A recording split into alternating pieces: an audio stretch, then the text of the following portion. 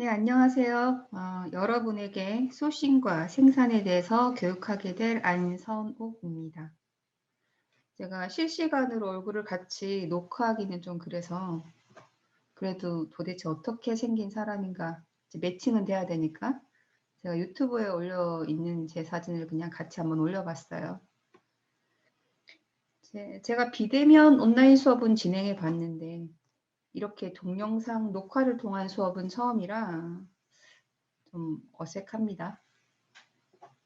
그리고 제가 고향이 부산이고 딕션이 그렇게 좋은 편이 아니라 지금 최대한 발음을 주의하고 있는데 사실 잠깐 녹음을 해서 들어봤더니 억양은 여전하네요.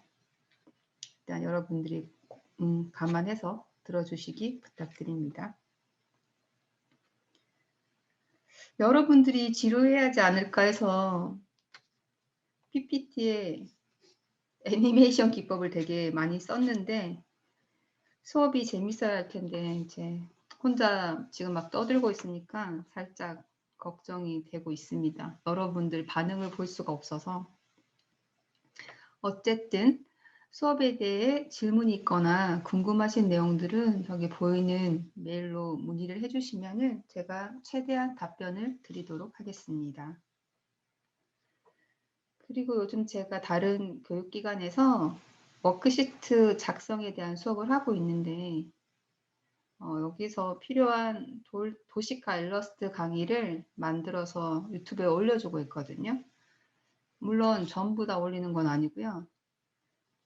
아무튼 여러분들한테도 도움이 될 것 같아서 좀 알려드리는데 유튜브 들어가셔서 써니 언니네 이렇게 찾으시면은 쉽게 찾으실 수 있을 거예요. 지금 보니까 구독자가 50명이나 됐네요. 자, 그러면 일단 소개는 여기까지 하고 수업을 시작해 보도록 하겠습니다. 여러분이 패션 회사 입사를 생각할 때 직무군을 어떻게 생각을 하세요? 대부분은 뭐 MD나 디자인 쪽을 생각을 하시겠죠? 한번 보면은 머천다이징, 여러분들이 잘 아시는 뭐 기획 MD가 소속돼 있는 부서가겠고, 브랜드의 꽃인가요? 디자인팀. 근데 디자인팀 안에서도 이렇게 소재, 그래픽, 칼라리스트, 스타일, 테크니컬 디자이너, 패터너 직군 같은 경우에는 뭐 소싱팀이 들어갈 수도 있고 회사마다 조금 다르게 나뉘기는 하는데 아무튼 일단 디자인팀에 포함을 시키고 그다음에 VMD, 비주얼 머천다이저 대부분 다 아시죠? 근데 여기서 테크니컬 디자이너 업무만 조금 다소 생소할 수 있을 텐데 이 직무부는 조금 이따가 좀 더 구체적으로 설명드리도록 하겠습니다. 사실 회사마다 MD 파워가 센 조직, 디자인팀 파워가 센 조직, 뭐 판매 성향이 어떠냐에 따라 그 브랜드의 꽃은 달라지겠죠. 이제 가격으로 승부하는 저가 브랜드는 소싱과 생산팀 파워가 엄청나기도 하죠. 제가 사실 미국에서 한 3년 반 정도 근무를 했었는데 미국은 세일즈팀 파워가 엄청나거든요. 여러분들이 일반적으로 생각하시는 미국이란 뭐 맨해튼, 보스턴, 워싱턴 이런 도시를 연상하시는데 많은 지역은 그냥 시골이라고 생각하시면 돼요. 이제 쇼핑 가려면 부모님이 주말에 모레 데려다 주셔야 뭐라도 살 수 있고 뭐 심지어 데이트도 부모님이 데려다 줘야 하는 경우도 있죠. 뭐 중고등학교 같은 경우에는. 제가 근무했던 것은 홀세일 브랜드인데 직영 매장을 가지고 있는 것이 아니라 몰이나 맘앤팝 스토어, 로드샵이죠. 그런 데서 판매되는데 이렇게 되면은 판매망을 많이 가지고 있는 세일즈맨들 영향력이 아무래도 크죠.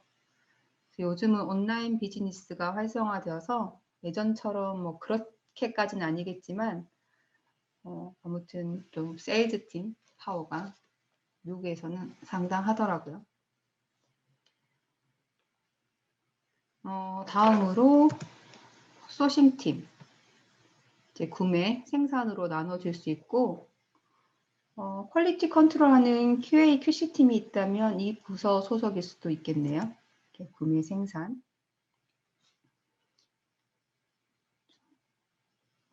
다음으로 제가 조금 전에 말씀드린 세일즈팀.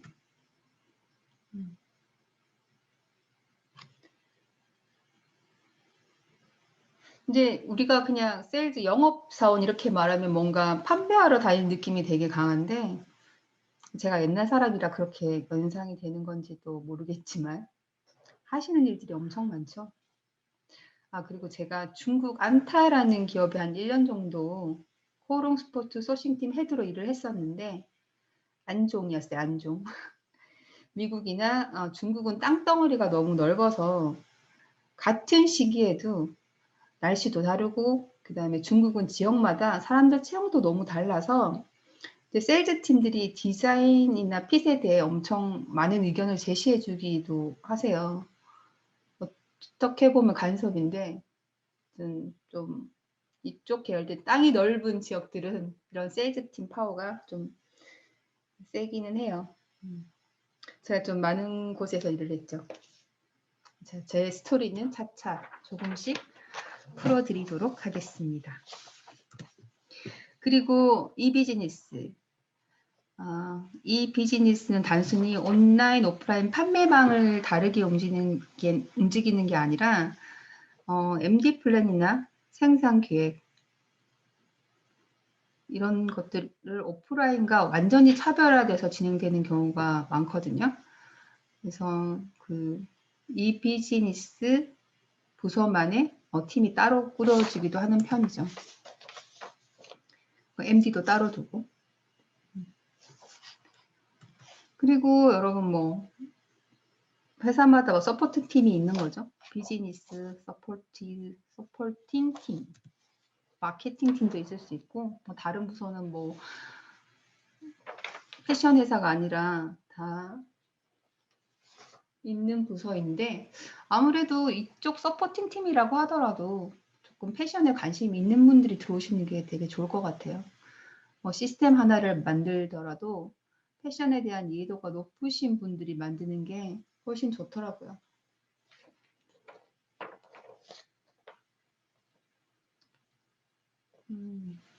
그리고 오늘 저는 이제 글로벌 소싱의 중요성에 대해서, 소싱과 생산의 중요성에 대해서 좀 말씀을 드릴 텐데, 여기서 조금 초점이 되는 직무군들이 소싱, 테크니컬 디자이너가 될 수 있을 것 같아요. 그래서 이 직무군은 제가 조금 더 구체적으로 말씀을 드리도록 하겠습니다.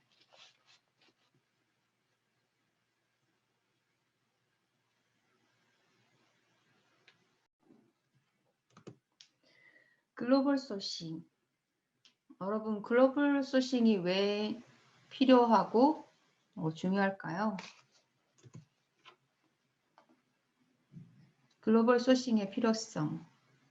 생산 코스트 절감 뿐만 아니라 글로벌 브랜드 생산업체를 소싱하여 사용함으로써 국내 생산처의 한계, 생산처의 노후화 문제 등을 벗어나 퀄리티 향상에도 기여할 수 있음.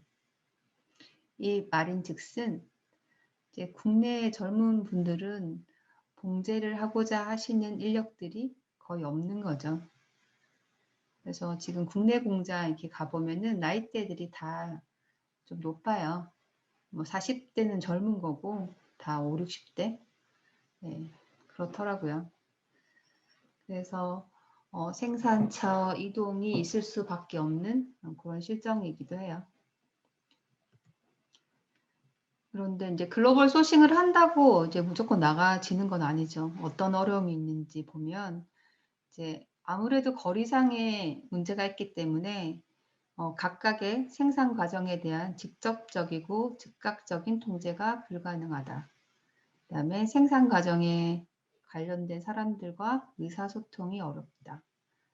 이제 한국말로도 문제가 생겼을 때 풀기 힘든데, 만약에 현지인들이랑 얘기를 한다 그러면은 현지인들이 다 영어를 잘하는 것도 아니고 또 뭐 영어로 된다고 하더라도 이제 뭐 얼굴을 보고 얘기하는 거랑 조금 다를 수는 있겠죠.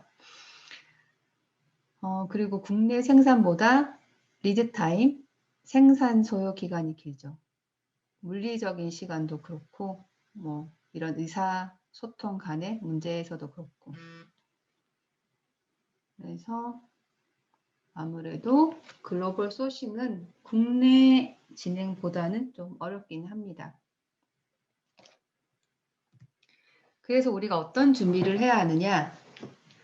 이제 정확한 오더 플랜 및 샘플 개발이 필요하고요.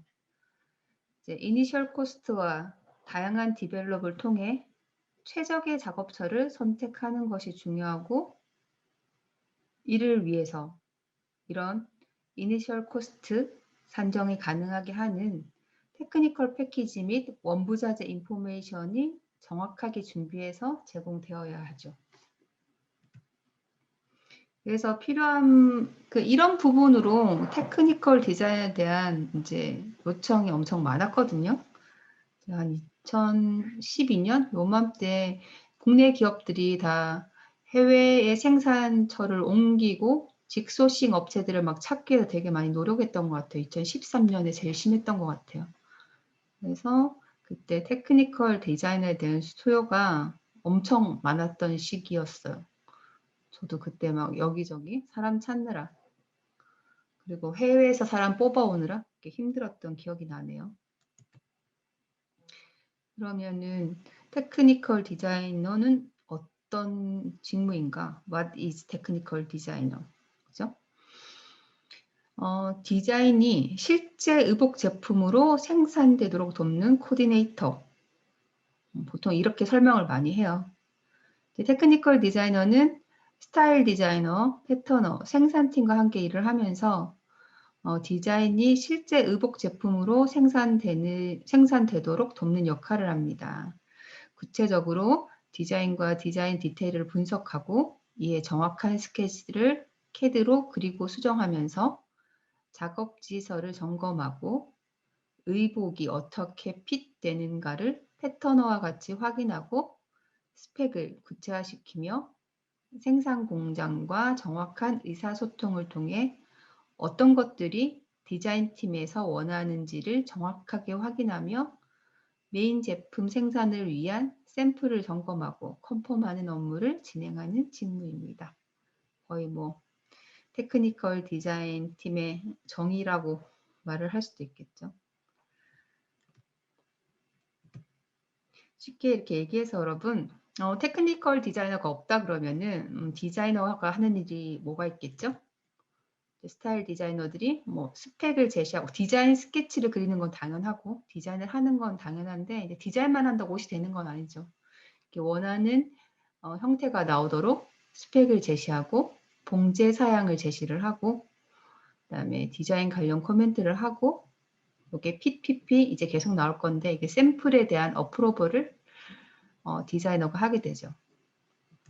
그리고 패터너들이 어떤 일을 하나? 패턴을 제작, 수정할 뿐만 아니라 이제 디자이너들이랑 샘플을 받아봤을 때 패턴 수정 있을 때는 뭐 다 수정해 주는 게 아니라 관련 코멘트를 적어주기도 하고 해당 관련 업체 그리고 스펙을 확정하고 뭐 그레이딩에 관련된 업무를 하겠죠. 그다음에 생산은 어떤 일을 하냐? 이제 생산 스케줄 관리, 뭐 입고 관리, 코스팅 관리를 하는데 그리고 업체와의 커뮤니케이션 때 작업 지시서가 나오고 나서 그 뒤에 이제 팔로업들은 대부분 생산팀에서 하는데 테크니컬 디자이너가 들어옴으로 해서 이렇게 공통된 내용들을 좀 가져가게 되죠. 뭐 독단적으로 움직이진 않죠. 아무래도 주 업무가 테크니컬 디자이너들이 지금 뭐 스펙 제시라든지 뭐 패턴 관련 코멘트라든지 업체와의 뭐 스타일에 대한 커뮤니케이션은 훨씬 생산팀보다 많이 하게 되겠죠. 이런 업무들을 하게 됩니다. R&R, Role and Responsibility, 역할과 책임이죠. 어떤 역할과 책임이 있는지. 일단 테크니컬 디자이너는 브랜드에서 요구되는 핏을 개발하고 유지합니다. 그리고 핏 앤 PP 샘플 어프로벌 핏 스케줄 관리를 하고 그다음에 스타일과 원단에 맞는 봉제 컨스트럭션을 결정을 하죠. 그레이딩 관련 업무를 하고 테크니컬 패키지 제작, 업데이트를 합니다. 근데 보통 뭐 제작까지는 아니고 뭐 디자인 스케치 그리거나 뭐 이럴 때는 이제 디자이너들이 하는 일이 많기 때문에 이제 수정 업데이트하는 부분을 많이 하고 있죠. 근데 이런 부분도 어차피 회사가 어떤 식으로 요청하냐에 따라 다른 것 같아요. 그래서 현재는 에이전트에서 일하고 있는 테크니컬 디자이너랑 이제 국내 브랜드에서 일하고 있는 테크니컬 디자이너 좀 업무가 많이 다르기도 해요. 이제 에이전트에서 일하는 테크니컬 디자이너들은 거의 핏텍, 핏에 관련돼서 많은 관련을 하고 이제 국내 브랜드의 테크니컬 디자이너들은 아무래도 뭐 디자인 수정에 관련해서도 같이 얘기를 하고 그럼 개발에도 많이 참여하고 그런 편이죠. 그다음에 벤더 컨트롤하는 거. 그다음에 required skill 어떤 스킬이 필요할까요? 일단 브랜드, 디자인, 패턴, 생산에 관련 생산 전반에 걸친 이해도가 있어야 되고요. 그래서 테크니컬 디자이너 같은 경우에는 뭐 신입사원을 뽑는 경우는 거의 없어요.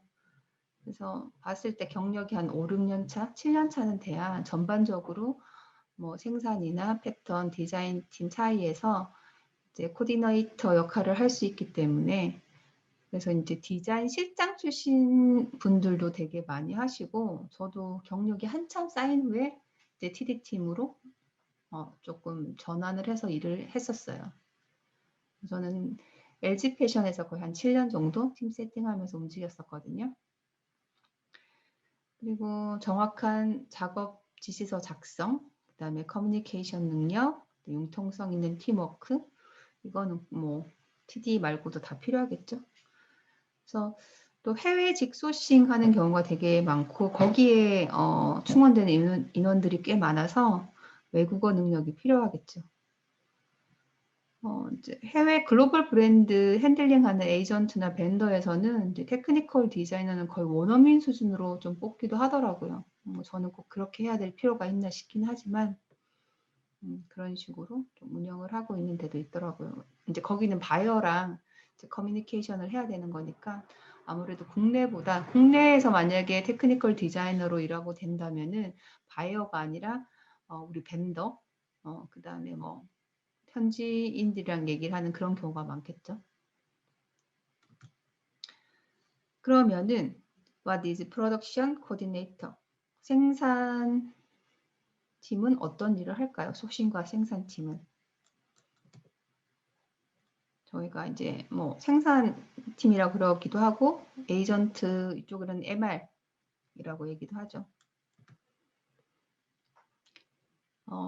MR의 역할과 책임은 일단 전사적 생산 전략을 기획 구축하고 안정적이며 우량한 생산처를 확보, 통합 생산을 통한 노하우의 공유 및 원가 경쟁력 강화 방안을 모색. 세 번째로 생산 단계별 비효율, 낭비 요인을 제거하여 최적 프로세스를 구축하고 리드 타임을 단축한다. 네 번째, 생산 전반에 대한 품질 관리, 지도를 실시하여 제품 퀄리티 양상에 노력한다. 그쵸? 말 그대로예요. 가격 맞추고, 퀄리티 맞추고, 납기 맞춰라. 간단하면 이런 거죠. 그렇게 하기 위해서는 어떤 업체를, 어떤 공장을 찾아야 되고 하는 것들이 능력인 거죠. 우량한 생산처를 확보.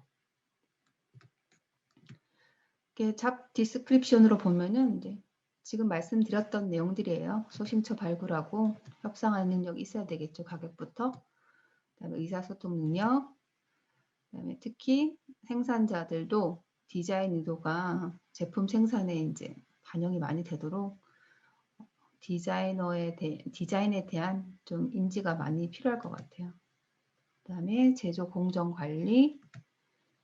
그다음에 일정 관리. 여기 적혀 있는 건 한번 여러분 좀 읽어 보세요. 천천히. 뭐 반복된 얘기예요. 역할과 체인과 역할이 꼭 그거에 맞는 잡 디스크립션이죠. 자, 넘어가겠습니다. required skill, 어떤 스킬이 있을까요? 원가 및 손익관리에 대한 기본적인 이해가 필요하고 생산 관련 지식이 있으면 좋고 패션 아이템, 제품에 대한 지식도 있어야 되겠죠. 여기에 패션 감각이 전 좀 있었으면 좋겠어요. 무조건 싸게 만들고 퀄리티만 좋으면 되는 게 아니잖아요. 어떻게 하면 조금 더 예쁘게 만들기 위해서 생산팀에 날리지 않아서 디자이너들한테 뭔가 영향력을 주면 좋겠죠. 그다음에 의사소통 능력, 협상 능력, 문제 해결 능력. 사고가 나지 않으면 여러분 실력도 약간 늘지 않은 것 같아요. 물론 사고가 나면 좋은 건 아니지만 너무 원만하게 해결되면은 어떤 문제가 문제인지를 알 수가 없으니까요. 그죠? 그다음에 시간 관리 및 멀티태스킹 능력. 여기도 외국어 능력. MR들은 여기서 말하는 MR들은 에이전트나 벤더에서 생산을 핸들링하는 친구들 되게 많이 얘기를 하는데 이제 국내 브랜드 같은 경우에도 좀 애매해요. 생산팀도 있고 MR팀도 있고 막 이런데 아무튼 생산 관련된 부서예요. 소싱과 생산 관련된. 그래서 여러분 계속 회사 들어가면 SCM 이런 얘기를 되게 좀 또 많이 들어볼 거예요. 서플라이 체인 매니지먼트 이건데 공급망 관리예요. 지금 제가 말씀드렸듯이 훌륭한 업체를 찾아야 되는 거잖아요. 그죠? 그래서 품질, 납기, 협조도 잘 하더라도 우리한테 협조하지 않으면 아무 소용없죠. 네, 원가 이런 걸 잘 맞출 수 있는 업체를 소싱하는 거죠. 그래서 관리하고 좋은 공장이나 벤더를 보유하고 있으면 엄청난 파워를 가지는 거죠.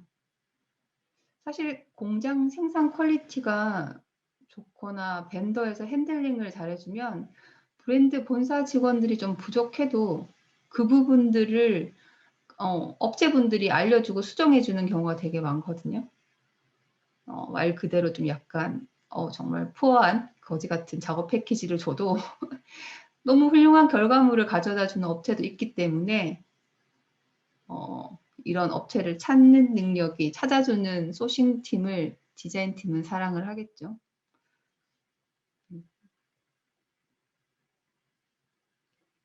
근데 이제 우리가 이런 좋은 업체를 놓쳤을 때 만약에 내 실력이 없다면 더 이상 그런 샘플들을 받아볼 수 없는 거죠. 그래서 아무리 업체가 좋다고 하더라도 여러분들 스스로 실력을 쌓는 것은 매우 중요합니다. 근데 대부분 대기업에 처음 들어가서 좋은 업체들을 사용하다가 디자이너 같은 경우는 회사를 좀 자주 옮기는 경향이 있죠. 그래서 회사를 옮겼을 때 이제 내가 그런 업체를 더 이상 사용할 수 없을 때 이제 본인의 지시 사항이 만약에 조금 부족하다 싶으면은 뭐 좀 마음에 안 드는 샘플이 오기도 하죠. 이럴 때 이제 보통 디자이너나 아무튼 담당자의 말은 아니 기존에 저 업체는 안 그랬는데 여기는 왜 이래요? 자기 잘못을 모르는 거죠. 그거는 그 업체가 잘했던 거지 이 업체가 못했다고 말할 수는 없는 거예요. 어떻게 지시했냐에 따라 그 결과물은 나오는 거니까.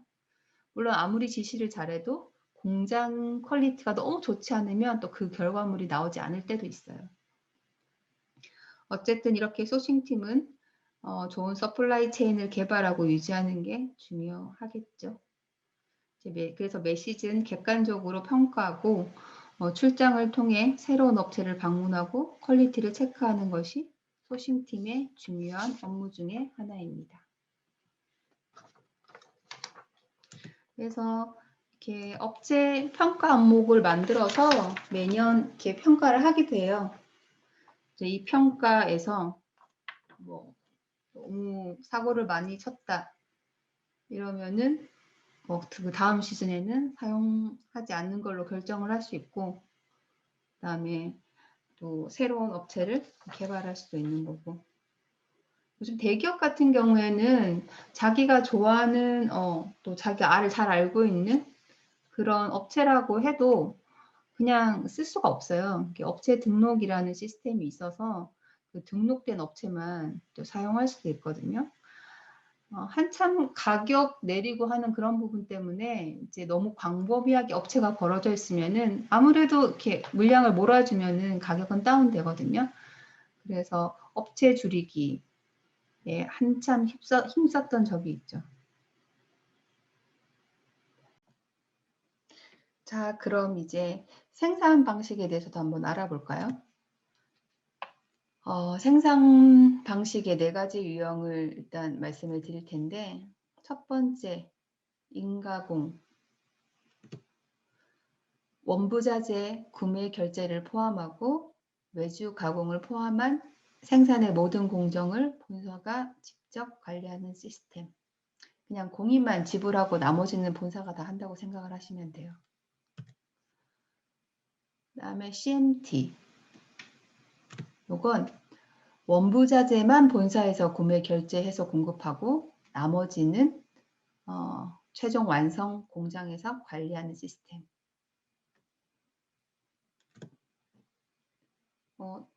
이게 브랜드에서 많이 사용하죠. 완사입. 이거는 중간에 벤더, 업체를 끼고 해요. 원부자재 구매 결제뿐만 아니라 나머지 생산 모든 공정을 벤더가 관리하는 시스템. 벤더가 공장을 컨택을 하고 뭐 원부자재도 구매를 하고 이렇게 진행을 하는 거죠. 당연히 완사입이 가격이 더 높겠죠. 그리고 지금 추구하고 있는 해외 직소싱. 이건 본사가 해외에서 수출 권한이 있는 제조업체 또는 무역회사와 직접 계약을 맺고 일체의 생산 진행을 위임하는 시스템. 그래서 공장이랑 바로 계약을 할 수도 있는 거고 아니면 다른 무역회사를 끼고 진행을 하는데 이게 완사입 방식이랑 뭐가 다르냐면은 보통 프로모션을 낀다는 의미는 국내 프로모션 업체를 껴요. 그래서 이럴 때는 이 프로모션 업체가 국내에서 생산을 하든 아니면은 해외에서 생산을 해서 가지고 오든 일단 완성은 본사 물류에 가져다 주는 거죠. 통관도 그들이 다 알아서 하고 그래서 그거를 모두 계산한 금액을 지불을 하는 거고 이렇게 해외 직소싱이라는 거는 그 무역회사와 어떻게 계약을 맺냐에 좀 다르지만은 대부분 FOB로 진행을 해요. FOB라는 의미는 프리온보드라고 해서 만약에 인도네시아 작업분이라 그러면은 인도네시아에 배에 실을 때까지만 그 무역업체가 책임을 지고 배가 떠나서 한국으로 들어와서 뭐 통관하는 과정은 다 이제 본사가 책임을 져야 되는 거죠. 그래서 좀 해야 될 일이 많죠. 뭐 관세 문제도 좀 알아야 되고, 그렇죠? 당연히 단가는 좀 직접 하니까 내려갈 수 있는 거고, 그 다음에 이제 꼭 프로모션 업체가 사용하는 그런 공장 말고 좀 물량이 된다 그러면은 글로벌 브랜드가 쓰고 있는 그런 공장을 찾아서 사용할 수도 있겠죠. 그래서 우리가 해외 직소싱을 하려면 뭘 조금 더 구체적으로 준비해야 될까 이렇게 알아본다면은 일단 해외 직소싱을 하더라도 무조건 그냥 메인 생산물을 줄 수가 없잖아요. 이 친구들이랑 뭐 코스트 산출도 해봐야 되고. 근데 국내 브랜드 같은 경우에는 뭐 본사에 방문하는 경우도 많고, 뭐 샘플로 뭐 이니셜 코스트를 내는 경우도 있고, 뭐 그렇긴 한데,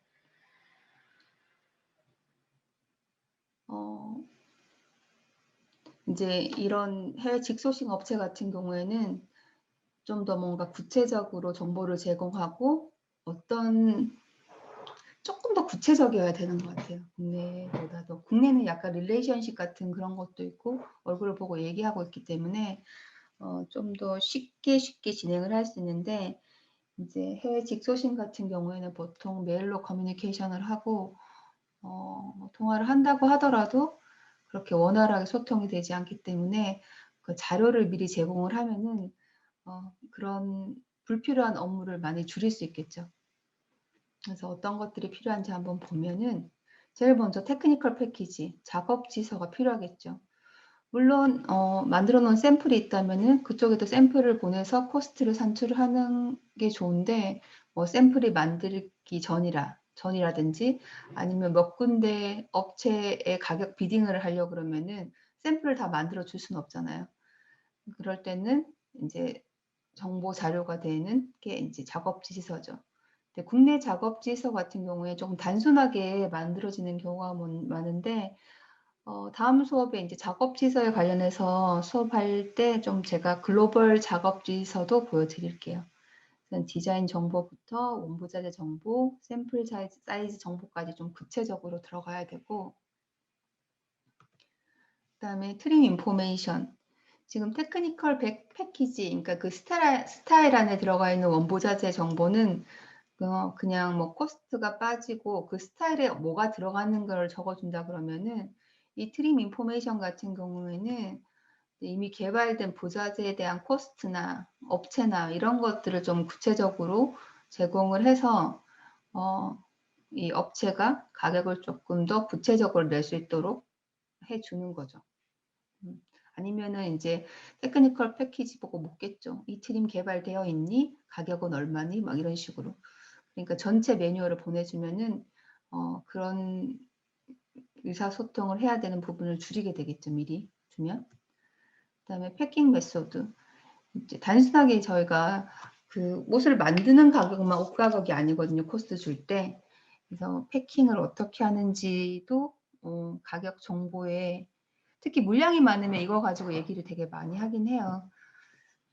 그래서 왜냐하면 단가가 낮으면 가먼트 단가가 낮으면 이제 패킹 부자재가 많이 들어가면은 뭐 행택이라든지 뭐 이런 것들이 많이 들어가면은 옷은 싼데 부자재 값이 더 들어가는 경우도 있거든요.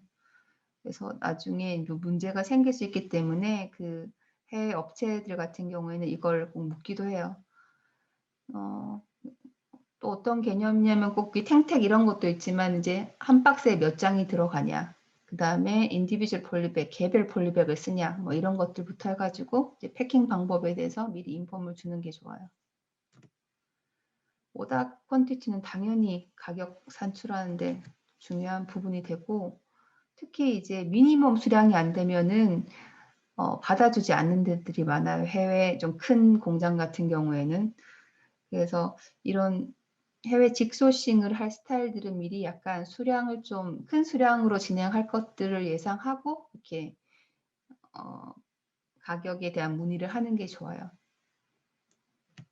그 다음에 아소트먼트. 이거는 뭐 없을 수도 있으니까 이때는 근데 보통 대략 아이디어를 주는 거죠. 기본적으로 행하는 것들이 있으니까. 보통 이런 가격들은 기준 사이즈로 기준 사이즈 스펙으로 이제 가격을 산출하는데 만약에 메인 오더가 떨어졌는데 기준 사이즈 수량이 제일 작고 그다음에 나머지는 다 큰 사이즈들로만 수량이 크다 그러면 요청이 많이 들겠죠. 그러면 나중에 그걸로 이제 악유가 있을 수 있으니까 대략적으로 보통 그래서 중간 사이즈가 기준 사이즈긴 한데 이제 사이즈 그레이딩이 어떻게 흘러가는지에 대해서 미리 인폼을 주면은 좀 좋겠죠.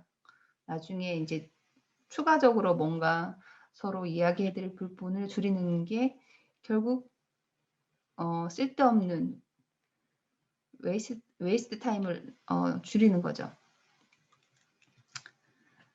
그다음에 저런 정보 말고도 해외 업체 코스트 산출할 때 조금 주의해야 될 부분이 있는데 아무리 좋은 퀄리티에 죄송해요. 아무리 좋은 퀄리티에 좋은 가격으로 나한테 오파를 해도 이 공장 위치가 너무 내륙에 있거나 아니면 우리가 뭐 방문하기 힘든 지역에 있다든지 이러면 좀 문제가 되죠. 저 아프리카에 있는데 옷 몇 장 본다고 출장 갈 수도 없는 거고 그 다음에 이 위치 자체도 만약에 공장이 어디 위치에 있냐에 따라서 가격도 많이 차이가 나요. 이제 보통 이런 옷들은 배로 움직이잖아요. 그래서 해안가 근처에 있는 공장들을 많이 선호해요. 왜냐면은 그 로컬에서 움직이는 시간도 꽤나 걸리니까. 그래서 한국에서 예전에 많이 작업을 할 때는 이제 셔츠 공장 이런 것들 다 부산에 많았어요. 그래서 공장 위치, 그 다음에 리드 타임, 공장에서 우리 옷을 얼마 기간에 만들어줄 수 있는 그런 리드 타임에 대한 것도 확인을 해봐야 되고, 그 다음에 캐파시티, 이제 하루에 이 공장에서 얼마나 물량을 뽑아낼 수 있는지. 우리가 뭐 진짜 오다 물량이 너무 많아서 한 10만 장을 줬다. 근데 이 공장에서는 하루에 100장밖에 못 뽑는다. 이러면 뭐 1년 내에 뽑아야 되겠죠. 그러니까 이런 캐파시티도 알아보고, 그다음에 팩토리 퍼실리티 설비. 근데 이 개념 자체가 여러분 이제 아까 말한 SCM 평가서에 다 기록이 돼 있겠죠. 그래서 그냥 임의로 하는 것보다 이런 평가서를 만들어서 기존 업체는 기존 업체대로 평가를 하고, 그다음에 신규 업체는 또 신규 업체에 맞는 포맷을 만들어 가지고 점수를 매겨서 진행을 하는 게 훨씬 객관적이죠. 그다음에 또 하나 더 신경 써야 될 것들이 해외 직소싱을 할 때 아까 말하는 것처럼 CO, 듀티 레이스를 알아야 되죠. 이제 CO라는 게 Country of Origin, 생산처, 생산 지역이 어디냐 이건데, 나라마다 한국과 FTA라고 막 여러분 많이 들어봤죠. 그래서 어떤 조항은 뭐 프리로 관세가 없고 어떤 데는 관세가 많고 막 이런 거니까 맨메이드냐 뭐 천연이냐 후드냐 이런 거에 따라서 좀 차이가 있어요. 근데 그거를 확인하는 게 이제 HS 코드거든요. 저 HS 코드란 이제 품목 번호죠. 또 Harmonized Commodity Description and Coding System의 약어로서 뭐 이렇게 얘기하면서 뭐 보통 6자리로 사용되고, 그 다음에 우리나라는 10자리로 표시되고 있는데, 저도 이렇게 풀네임으로 부르는 경우는 거의 없어서 그냥 HS 코드라고만 되게 많이 얘기를 하죠. HS 코드의 중요성, 이 품목 분류에 따라 수입 또는 수출 제품의 관세가 결정되어 제품 또는 수입 객체에 따라 관세가 없는 경우도 있으며, 동일한 제품이라도 수입자의 대응에 따라 관세가 다를 수 있습니다. 제가 미국에 있을 때 아마 막 그랬어요.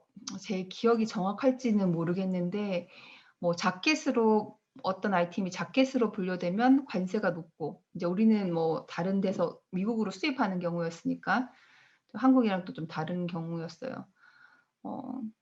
그래서 뭐 자켓으로 분류가 되면 더 싸지나? 뭐 후드, 뭐 그냥 풀오버 같은 경우에는 뭐 하여튼 그런 경우였는데 좀 되게 애매한 경우였어요. 이게 자켓으로 분류되냐, 티셔츠로 분류되냐. 그래서 이거를 또 체크해주는 컴플라이언스 팀이 있어서 거기 올려 보내가지고 관세를 체크하고 막 이랬던 기억이 나네요. 요즘 이런 일들을 많이 안 해서 제가 좀 약해졌네요. 그래서 여러분들이 이걸 확인할 수 있는데, 이제 이렇게 제가 하나 찾아봤어요. 그래서 지금 이 HS 코드가 6110200000 요건 거고, 지금 20까지가 이제 글로벌로 쓰는 거고, 뒤에 0000이 우리나라에서 쓰는 거겠죠? 10자리. 그래서 보면은 저지, 프로버, 카디건, 뭐 요런 물류로 면으로 만든 것. 이거에 대한 관세율을 보는 거예요. 그러니까 이렇게 찾아 들어가는 거죠. 대분류, 중분류, 소분류로 이제 찾아 들어가서 이 코드를 이제 보는 건데, 되게 애매할 때가 있어요. 그래가지고 이런 거 같은 경우는 컴플라이언스 팀이 따로 있어서 저 확인해 주고 했는데, 제가 국내에 와서는 지금 이런 업무를 해본 적이 없어가지고 잘 모르겠습니다. 어쨌든 확인해 보니까 한국, 중국 간에 보면은 이제 이거 보면 다른 곳은 다 이제 세율이 없어요. 지금 관세 없이 들어오는데 중국만 지금 8.4%네요. 근데 2020년까지 9.1%였거든요. 그다음에 아세안 지역은 5%, 그 외 지역은 관세 없습니다.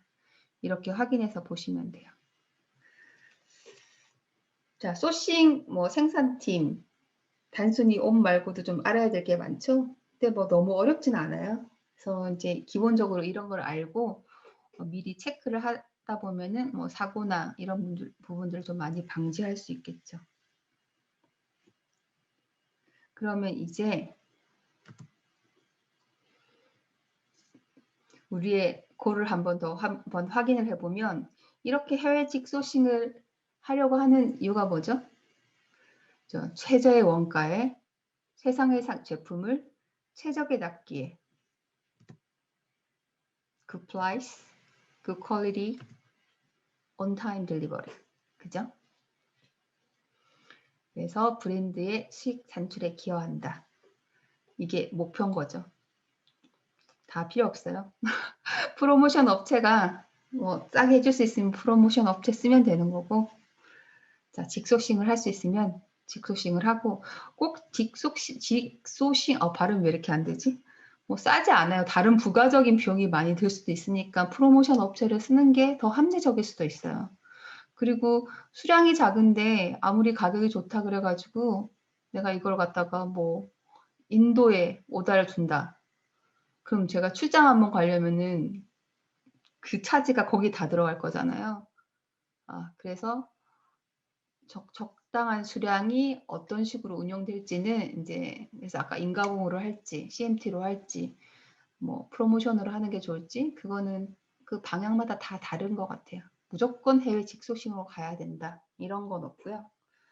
그래서 일단 전반적인 내용을 알아봤고 네 알아봤습니다.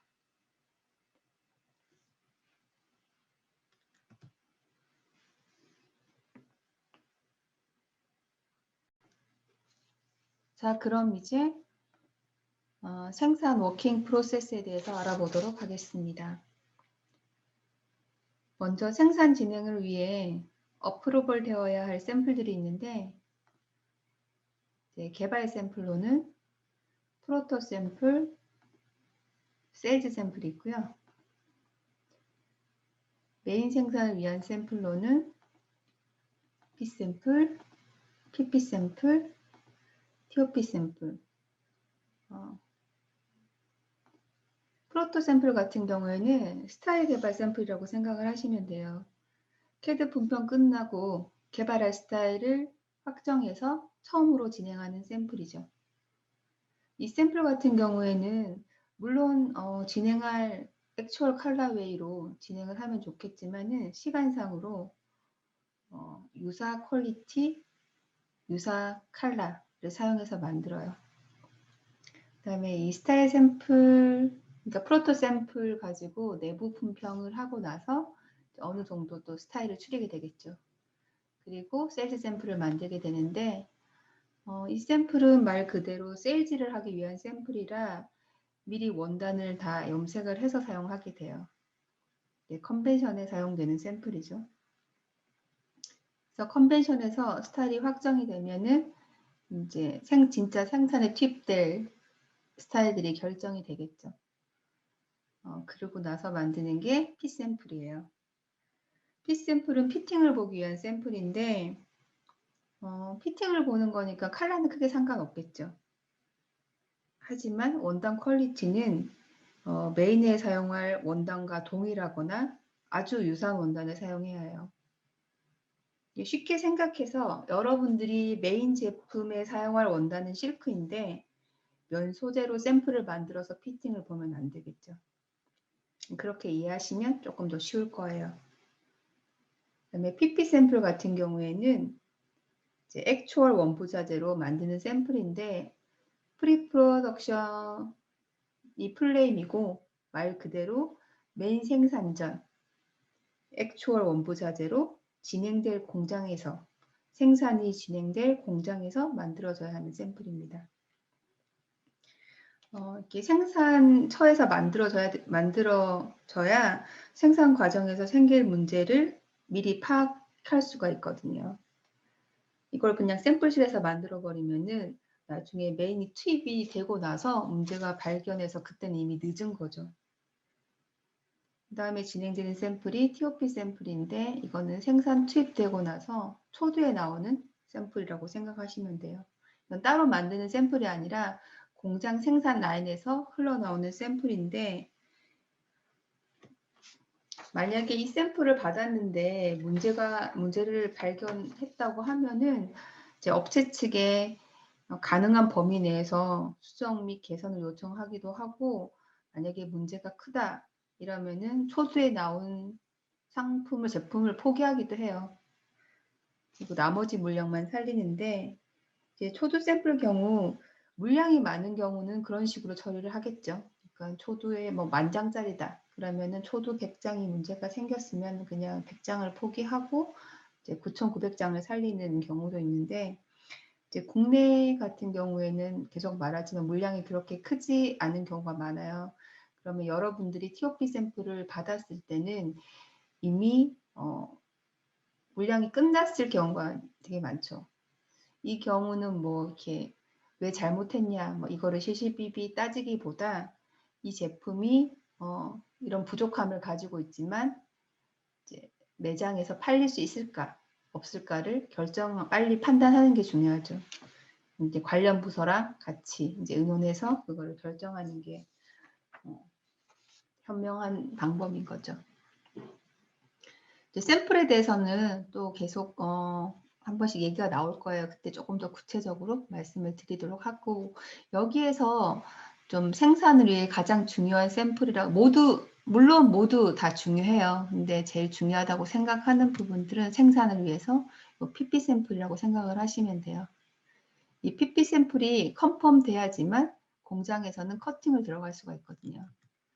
그래서 메인 프로덕션의 흐름에 대해서 간단하게 말씀을 드리면, 이제 P 샘플 어프로블 나면 이제 PP 샘플을 진행해서 컨펌을 받게 되고, 이 PP 샘플이 컨펌이 돼야지 공장에서는 커팅을 진행하게 돼요. 커팅을 진행하고 나서 봉제에 들어가고, 아까 말한 것처럼 봉제에서 처음 흘러나온 샘플을 이제 TOP 샘플이라고 하죠. 이제 이 샘플이 컨펌이 나면은 이제 완성을 하고 검사를 받게 되죠. 파이널 인스펙션을 받게 되는데, 이게 파이널 인스펙션도 이제 통과가 되면 이렇게 선적을 하게 되죠. 여기서 쉬핑 샘플이 하나 다시 보이는데, 이 샘플 같은 경우에는 보통 TOP까지는 그냥 한 장씩 받아요. 나오는 제품들. 쉬핑 샘플 같은 경우에는 칼라 섞고 사이즈 섞어서 전 물량을 한번 더 체크하는 건데, 역시 이제 뭐 오다 수량이 그렇게 많지 않을 때는 이 쉬핑 샘플은 잘 못 받는 경우가 있죠. 아니면 뭐 차지를 하거나 그런 경우가 있고, 물량이 많은 이제 글로벌 브랜드 같은 경우에는 이 샘플까지 꼭 챙기죠. 사이즈를 체크해 보는 것도 되게 중요한 문제니까요. 자, 그럼 이제 공장 라인의 생산 과정을 한번 살펴보도록 하겠습니다. 여러분들 제일 처음에 이제 뭐 가격 코스트 하고 할 때 공장에서 제일 먼저 하는 게 이렇게 공정 분석이에요. 이거에 따라 뭐 코스트가 달라지기도 하니까 이제 공정 분석하는 동안 이제 P 샘플을 만들어서 컨펌을 받겠죠. 보통 이 공정 분석은 뭐 세일즈 샘플 가지고 해요. 크게 변화가 없다면. 이제 세일즈 샘플에서 메인 제품으로 넘어갈 때 스타일에 크게 변화가 없다면은 이제 스타일이 완전 뭐 공정이 훨씬 늘어났으면 모르겠지만 이제 샘플로도 이렇게 확인이 가능하니까 세일즈 샘플로 보통 공정 분석을 하고, 물론 이제 수정된 메인 잡지랑 같이 보겠죠. 그 사이 또 원부자재가 입고되면은 바이어한테 매칭 차트를 컨펌 받게 돼요. 내가 바이어라면은 매칭 차트를 컨펌 해주는 거죠. 이제 내가 컨펌한 원단이랑 부자재가 제대로 입고됐는지를 확인하는 과정이라고 생각하시면 돼요. 이제 원부자재가 입고가 됐으면 원단이나 뭐 부자재 검사가 있죠. 그다음에 연단을 하고 마킹을 하고 최대한 요척을 세이브해서 이제 마킹을 넣어야 되기 때문에 미니 마커로 한번 배치를 시켜보죠. 뭐 사이즈를 섞어보기도 하고, 뭐 앞뒤판을 어떻게 놓을 것인지, 뭐 소매를 어떻게 놓을 것인지 이렇게 판단을 하게 되죠.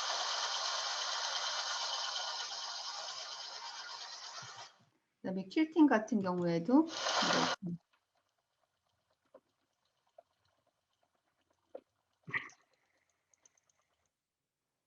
할 수 있죠. 자, 이런 작업이 끝나면 이제 소잉에 들어가게 되는데 요즘 이렇게 기계 봉제 기계 단순히 분봉이 아니라 너무 발전이 많이 돼서 좀 공정을 많이 세이브 시키더라고요. 아까 말씀드렸던 패턴 포마 사용하는 거 보여드릴게요.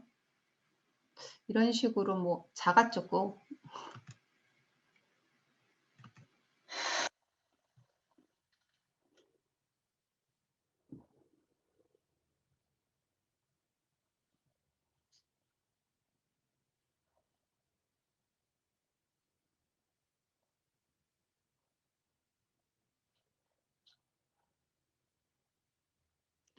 이렇게 하고 나서 사람이 이렇게 돌리는 경우도 있고, 제가 인도 출장 갔을 때는 이제 이거 자체를 기계가 돌리더라고요. 많이 사용했던 게 셔츠 카라 만들 때 이걸 되게 많이 사용했었거든요. 이거는 벨크로 부착.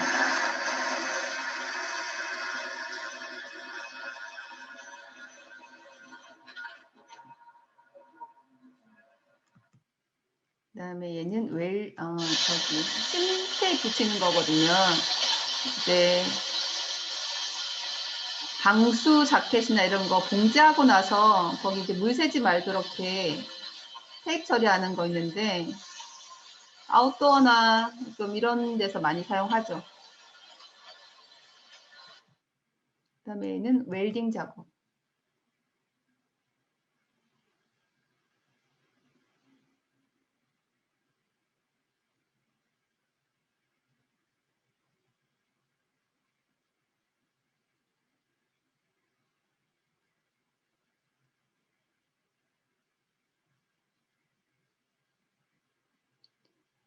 이거 같은 경우 여러분 아웃도어에서 지퍼에 이렇게 웰딩 부착되어 있는 거 많이 보셨죠? 이럴 때 이제 그냥 바로 웰딩해서 프레스를 하면은 제대로 접착이 안 돼서 이것도 이렇게 그때 저한테 막 자랑을 하셨는데 요거를 만드셨다 그러더라고요. 이 지금 도장 같은. 그래서 이런 식으로 눌러서 떨어지지 않도록 디테일하게 이렇게 한번 열 처리를 하더라고요. 네, 손이 많이 가죠. 그래서 아웃도어 옷이 좀 비싸요. 이렇게 다 부착을 하고 나서 좀 볼까요?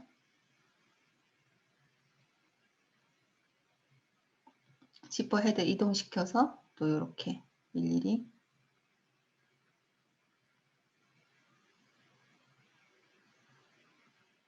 이거를 뭐 인두라 그래야 되나? 그렇죠. 인두겠죠? 이렇게 만드셔가지고 저한테 엄청 자랑하셨어요.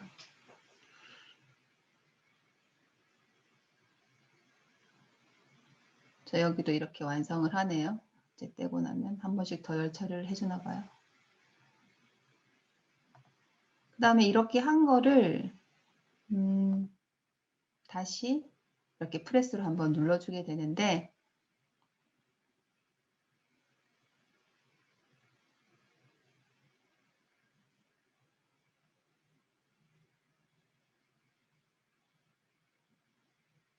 이쪽에서 누르는 거는 이제 열을 가하는 거고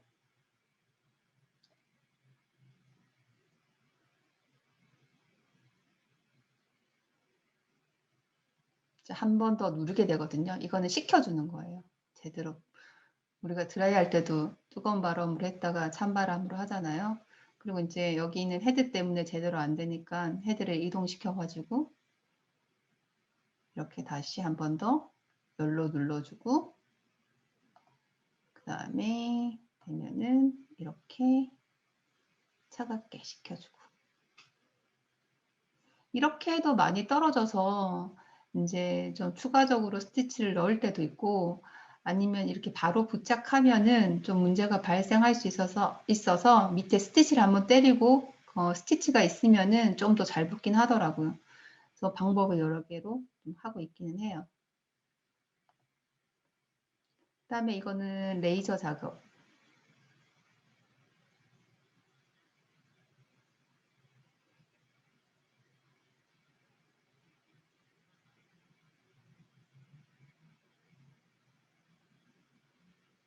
이렇게 소리가 원래 소리가 나는데 지금 소리가 안 들어가네요. 저한테 막 설명해 주시고 계시거든요. 제 목소리도 막 들어가는데 지금 이 영상에는 줌으로 하는 영상에는 목소리가 안 들어가네요.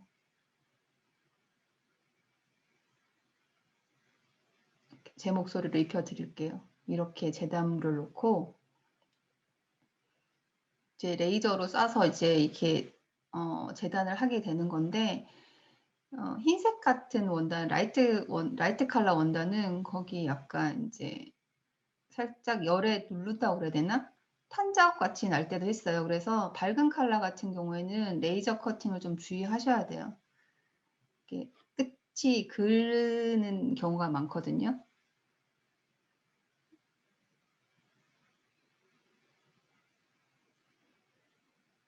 시간이 많이 소요되죠. 이렇게 봉제 공정들이. 그래서 이렇게 레이저를 쏴서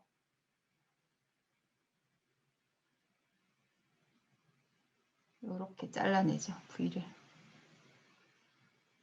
그래서 그 위에 웰딩을 붙이기도 하고 뭐 다른 원단을 붙이기도 하고 아웃도어 스타일 같은 경우에는 되게 기능을 중시하기 때문에 일단 스티치가 들어가는 걸 되게 싫어해요. 그래서 뭐 봉제를 하더라도 일반적인 스티치 대신 뭐 플랫락 스티치라 그래가지고 이제 거의 심이 없는 그렇게 봉제를 하기도 해요. 나중에 봉제 용어에 대해서도 좀 말씀을 드리도록 할게요. 그래서 이렇게 잘라내는 공정이 있죠. 그래서 이렇게 했다고 보여주시네요.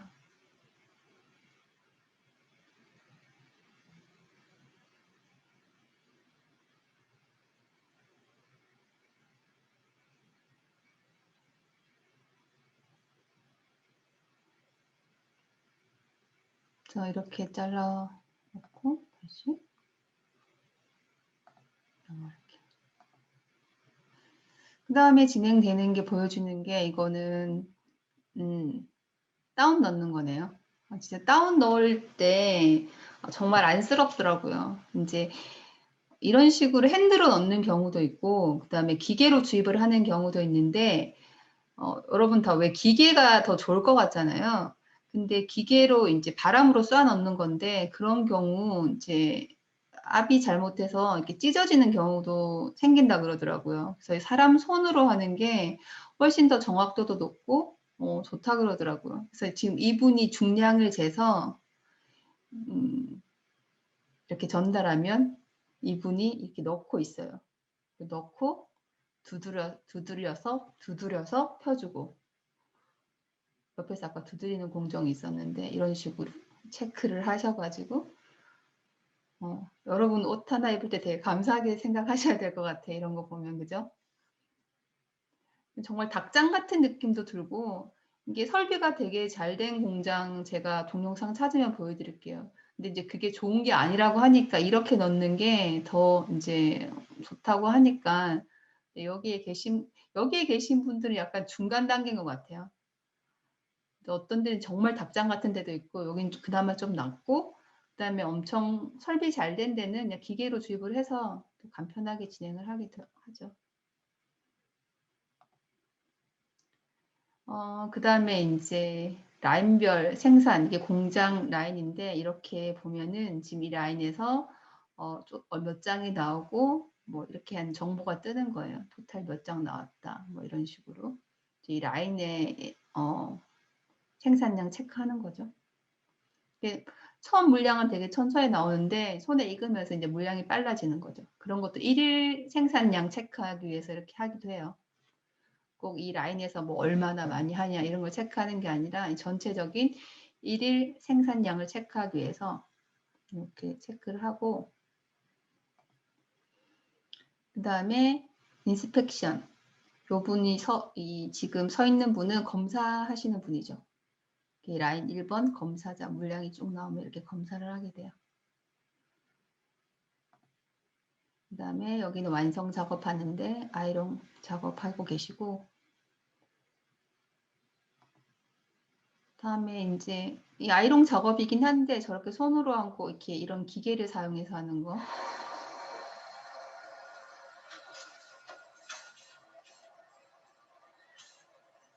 설비가 좋은 데는 이런 식으로 들어가죠.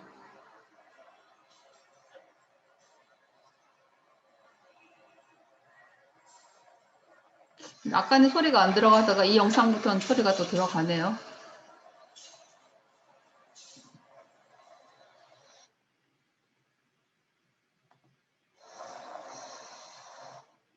다음에 이렇게 패킹. 폴딩하는 장면은 없는데 이제 폴딩해서 이런 식으로 패킹해서 박스에 넣는 거죠.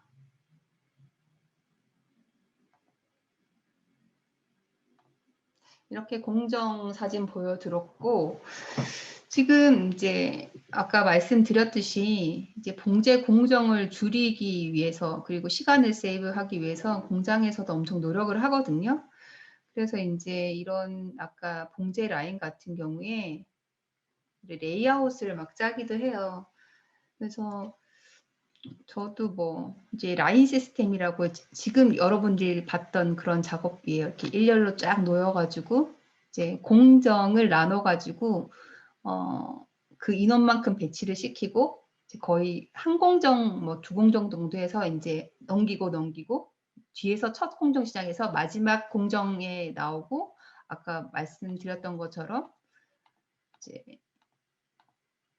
첫 스타트 공정이 여기가 되는 거고 엔드 공정 그다음에 이분이 인스펙션 하는 거죠.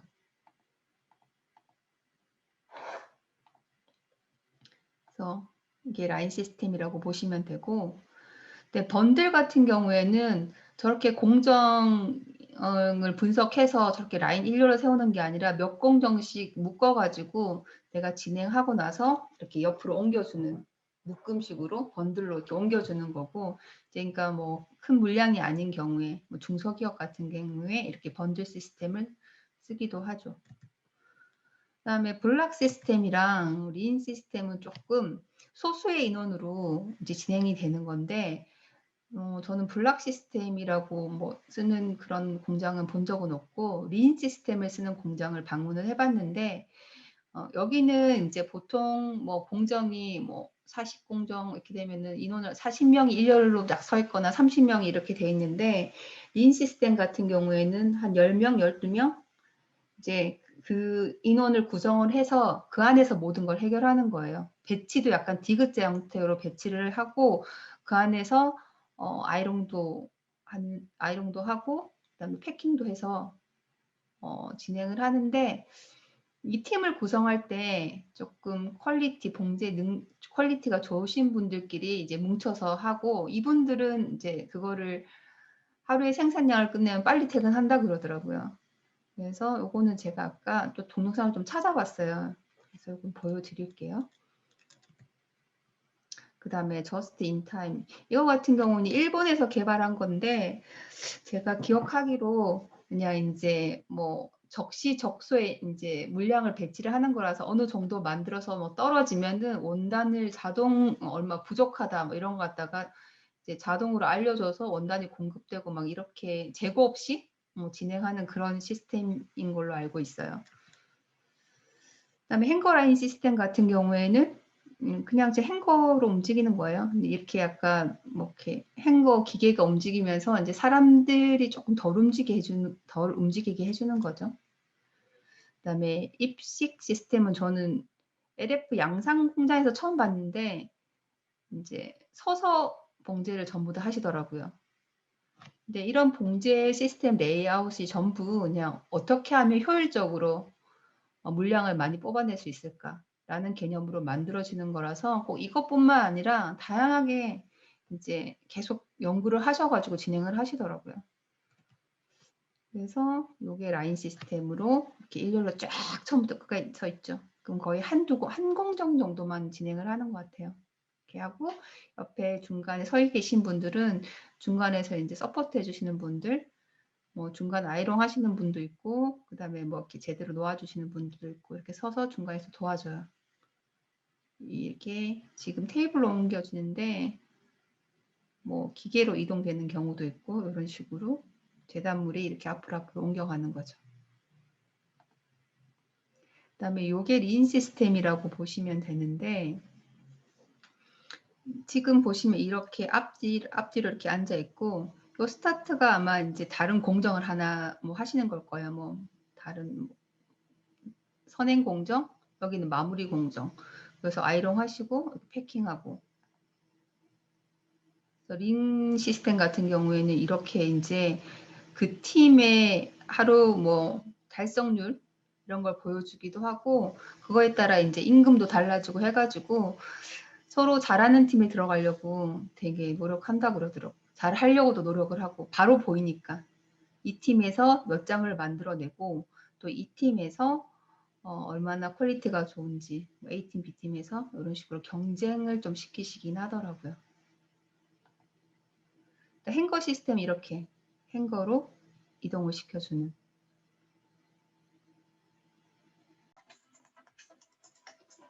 제가 찾은 린 시스템 동영상이고요.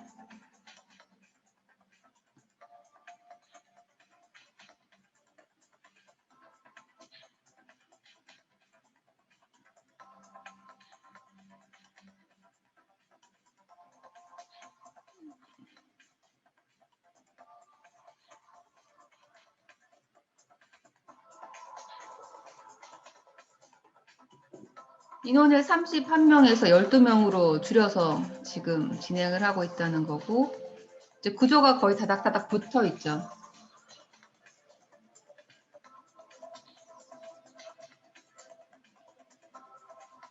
효율적인 레이아웃을 만든 거예요.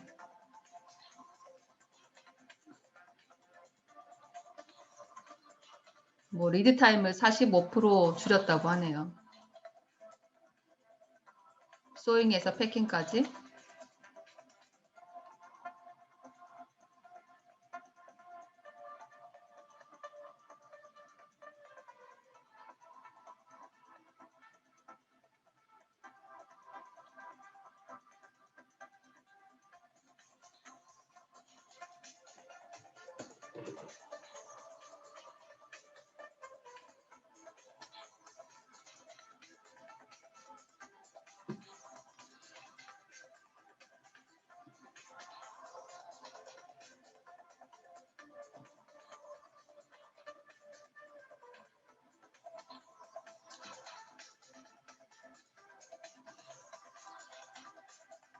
시간당, 뭐 인원당 뭐 68% 인크리즈 시킨 거네요.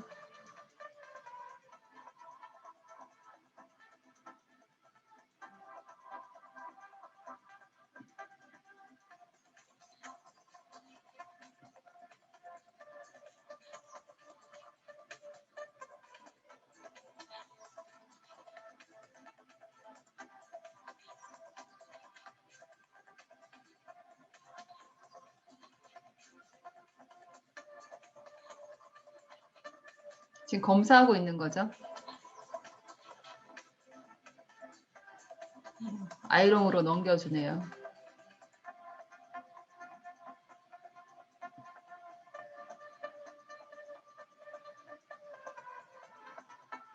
패킹하는 거고, 폴딩 아까 안 보여준 폴딩 패킹까지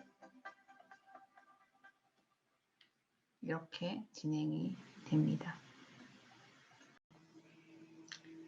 자, 이렇게 오늘 수업을 마무리해 볼 텐데요. 여러분 잘 따라오셨나요? 진짜 이렇게 1시간 넘게 혼자서 떠들어 본 적은 처음인 것 같아요. 물론 제가 요즘 유튜브에 동영상 올릴 때 이런 작업을 하긴 하지만 그때는 거의 진짜 제가 바로 손으로 작업을 하면서 진행을 하기 때문에 좀 시간이 되게 빨리 흐르는데 이런 이론 수업을 제가 계속 혼자서 얘기를 하다 보니 참 어렵네요. 여러분들도 어떻게 좀 따라오는데 어떠셨는지 참 진짜 궁금하네요. 끝내고 보니까. 여러분 피드백 좀 주세요. 꼭 질문 아니더라도 뭐 어땠다, 좀 또 뭐 어떻게 했으면 좋겠다라고 하면은 다음 동영상 작업할 때 이렇게 발음이 꼬이죠. 동영상 작업할 때 조금 신경을 써 보도록 할게요. 그래서 좀 피드백 주시면 좋겠고요. 그리고 만약에 수업 나중에 좀 진행을 하다가 뒤에 작업 지시서 설명할 때는 제가 일러스트로 어떻게 쉽게 도식화 그리는지도 좀 넣어볼 수 있으면 수업 내용에 넣어보도록 할게요. 이제 작업 지시서 그릴 때 이제 그리는 게 중요한 게 아니라 실무에서는 얼마나 빨리 그리냐도 되게 중요하잖아요. 다 그리려고 생각을 하지 말고 이제 기본 틀을 이용해가지고 쉽게 그리는 방법들이 있거든요. 뭐 또 스와치나 브러쉬 툴 사용해가지고 쉽게 작업을 하는 것도 있고 그 수업도 제가 한번 가능하면 넣어보도록 할게요. 물론 여러분들이랑 같이 실습을 할 수는 없겠지만 제가 이제 하는 걸 좀 보여드릴 수 있으면 그것도 한번 넣어보도록 일단 해보겠습니다. 그리고 여러분들 이제 나중에 취업을 하셔서 이제 디자이너로 취업을 하시고 막 출장 기회가 막 생길 거예요. 그럴 때 여러분들이 지원해서 공장 출장도 가보시기를 꼭 무지만이 추천을 해요. 왜냐, 여러분들이 뭐 이제 보통 제일 처음은 일본부터 출장을 되게 많이 가요. 일본이나 뭐 아니면 또 유럽, 미국 뭐 이런 데 가보는데 이제 뭐 매장 가보는 거잖아요. 요즘은 코로나 시대라 그 출장도 못 가고 다 핀더리스트 보고 다 시장 조사하기도 하는데 그 매장에서 걸린 옷들이 어디서 만들어지게요? 공장에서 만들어지잖아요. 그 매장에 걸리기 시즌 거의 몇 달 전에 이미 공장에서 생산이 되고 있고 그럼 거기서 여러분들이 많은 아이디어를 얻을 수 있는 거고 공정에 대한 설명도 들을 수 있는 거고 그리고 여러 군데 가지 않아도 전 세계 브랜드가 그 글로벌 팩토리에는 모이잖아요. 그죠? 그래서 엄청난 시장 조사가 될 수 있는 곳이 공장이에요. 그리고 공장분들이 설명 되게 열심히 잘해 주시거든요. 그럼 여러분들 디자인 할 때도 많은 도움이 되고 그럴 거라고 생각을 합니다. 주절주절 마무리를 하기 전에 주절주절 거리고 있네요. 자, 그럼 오늘 열심히 하셨고 지금 저는 되게 밤이에요. 내일 또 다른 수업을 해야 되기 때문에 이렇게 마무리를 하도록 하겠습니다. 네, 여러분 다음 동영상에서 봬요. 수고하셨습니다.